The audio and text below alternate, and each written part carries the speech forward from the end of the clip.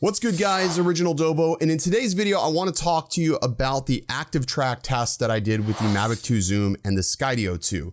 There's been mixed responses on that, and I want to address them and just sort of debunk a couple of things because I feel like I didn't include the entire clip, and I want you to see the entirety of what the Skydio went through so you can have a better understanding and make your own assessment. Now, first things first, on this clip here, people were saying, well, you went faster with the Skydio 2.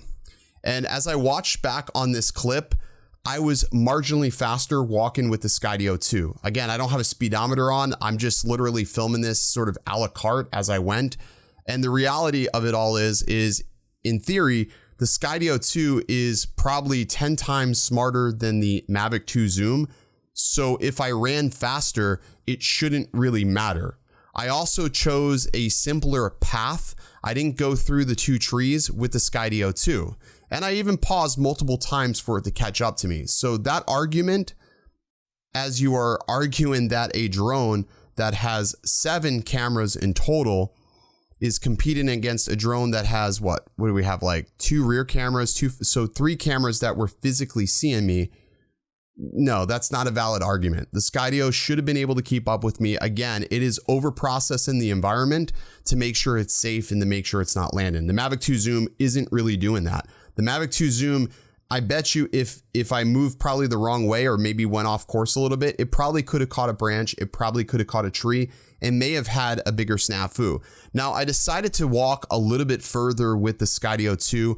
I didn't include this in the video because I was trying to line them up apples to apples, but I'm holding the beacon and it like totally lost me for a little bit. Now it's trying to figure out how to get over to me, but you can see it's sort of struggling a little bit to try to make it to me. Now, again, this is with the beacon. It does finally catch up to me and actually tracks me down pretty quickly. You can see right here, it's coming up to me, it's catching me, I'm walking, and I'm giving it a chance to catch up to me. Again, connected to the beacon, this has nothing to do with the phone at this point. Still, putting it through a very challenging environment. The reality is most people who get this drone are probably not going to put it in these situations. That's just the facts. Most people will probably still be a little bit gun shy that this drone is this well at avoiding obstacles. Now, you're going to see here in just a moment what I'm talking about as to where the Skydio loses GPS signal. Now, I decided to go sprinting down this path here because it's a clear shot, and I figured it would be able to keep up with me now that it has a visual sight on me and it also has the beacon tracking me. I thought that it would be able to go through this no problem. I mean, I saw the videos and I thought that this wouldn't be really a problem whatsoever, but you can see right about here, this tree causes the Skydio to increase its elevation, and it just couldn't figure out how to decrease elevation. This is where it got stuck. And you can see I'm sort of sitting there waiting, and what happened was I noticed that the beacon disconnected, and I'm trying to reconnect it now. Now, Skydio says what you should do in a situation like this is pause the drone, and that will keep it from actually moving. And that's exactly what I did. I paused the drone and I just sort of navigated it out of this sticky situation with the phone. You'll see here in just a moment, it'll navigate out of this situation. And again, this is a really tough environment. Give it a second, and you can see I'm navigating it to move around these branches. And it finally catches beacon signal now. And I'm moving back a little bit slower now. Now it figures out, okay, I've got to go down. And for the rest of this, I'm able to pretty much haul ass. And it's not going to really, have any issues. Once it gets past this tree right here, it goes through this pretty swimmingly. You can see, okay, I see it's following me. Now I start gaining speed a little bit, and we're not going to have any problems. It did really well on that last part of the trail. Didn't really have any problems through this part. This was always an okay part. Again, overcast and being under the trees, these sensors rely on a lot of light, and you can see there's a lot of little thin branches and obstacles here. I think it did good for the environment that I put it in, but it wasn't the test that I initially wanted to see. But I wanted you guys to see the whole thing because some of you may not be in the Facebook groups where I posted this.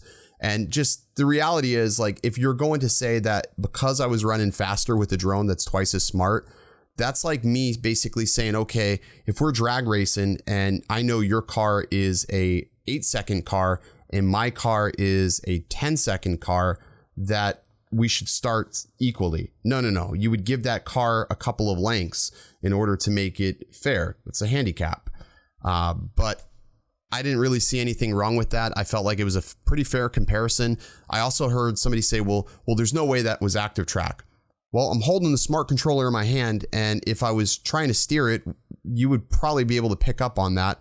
Hands weren't on the sticks, and it was just doing its own thing. Again, the Mavic 2 is capable of active track when it wants to, when it's locked on a target.